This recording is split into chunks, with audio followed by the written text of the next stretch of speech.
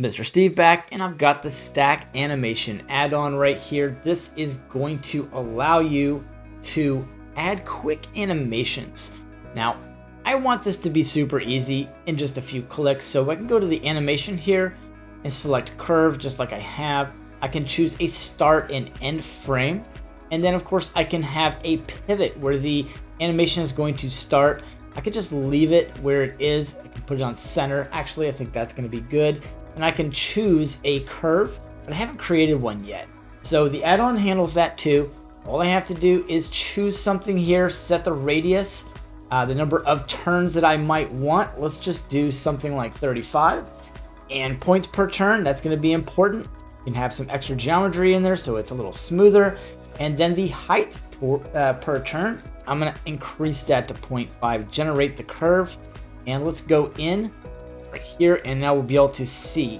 Okay, so this may not be what I want, so I can simply just delete that. And I want the height per turn to be a lot greater. So I'm gonna put that to 3, and we can go ahead and reduce this by half. So I really don't want that many. Now go ahead and generate the curve. Now this is exactly what I was looking for. Now let's just move the 3D cursor over here. So I will do cursor to selected, grab this, and I will do selected to cursor. And now everything is basically where I want it. Now all we have to do is select our curve, and you can choose a number of different things. The interpolation, whether it be a Bezier, whether it be linear, or whether it's going to be constant. You can ease in, or ease out. So whichever way you choose. I'll stick with Bezier, and I'll go ahead and apply that animation.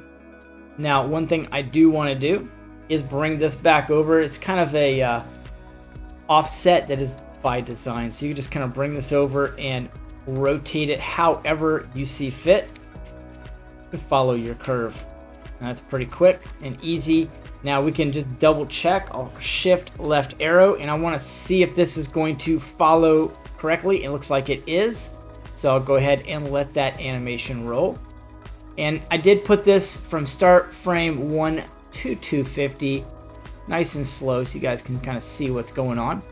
And that looks pretty cool. So this is just one way to do it. Now let's grab our curve object. Let's tab into edit mode. Let's grab the last center handle here, and I just want to hit E to extrude this. Let's hit E a couple more times. Let's have some fun.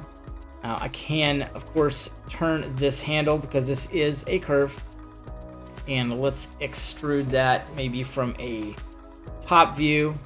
Kind of do whatever I want with this. That looks pretty cool. I'm gonna go back on object mode, and let's see what happens here. See if it follows. Go ahead and hit play. And just let that thing run wild, and we'll see how that goes. And look at that. Very cool. So this is modifiable. You can do whatever you want, clockwise, counterclockwise, and change it. There'll be a number of other animations in here, and I'll do some more tutorials. I just want to keep this one short and give you guys a general idea of some of the things that you can do. And here's one more idea for you guys before we finish up. We can Shift D this curve, and it is selected even though it's hidden here. So I'll go down to the curve properties, and I want to go ahead and give this curve some depth. What we can do is we'll grab this object to kind of give you guys an idea, and I'm gonna scale that down. Grab a camera, and let's grab a constraint, and let's do a track to, and let's name the spaceship or whatever object you have as the track. Press G, press Z a couple times, and I'm gonna bring this camera out. Let's go into wireframe here. We can see what we're doing. Just to scale it down, G, Z, and Z. So now I'm using the Z axis, the object here, and I want to parent and keep transform. Now, so what I'm gonna do is I'm gonna bring the spaceship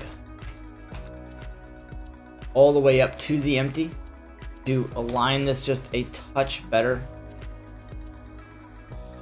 and we'll bring the camera view in just a little bit more. And then I'll adjust the camera so that we actually have a good picture here. Just change the focal length a touch. Now let's go back to frame 1.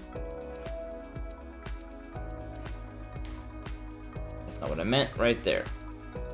All right, now we press play and we are actually flying inside of the curve and along the curve. And it does look like I need to maybe adjust that a little bit more, but you can just play with that. You say how long that took me, it wasn't long, a minute or two. And now if we jump outside, we'll be able to see our object is going through our tubing, which is pretty cool. So now you've got some interesting options and it's just gonna follow that path. To achieve animations, this was extremely painless. Anybody can do this, even a beginner.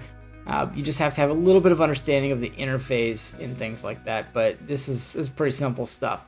So if you have any questions, please hit me up in the comments. I'll get you guys into the Discord for sure if you need any help. In fact, I'll put a link for the Discord, so if you guys want to learn any more, go check this out. This will be on Sam's page, and it will be available on Blender Market.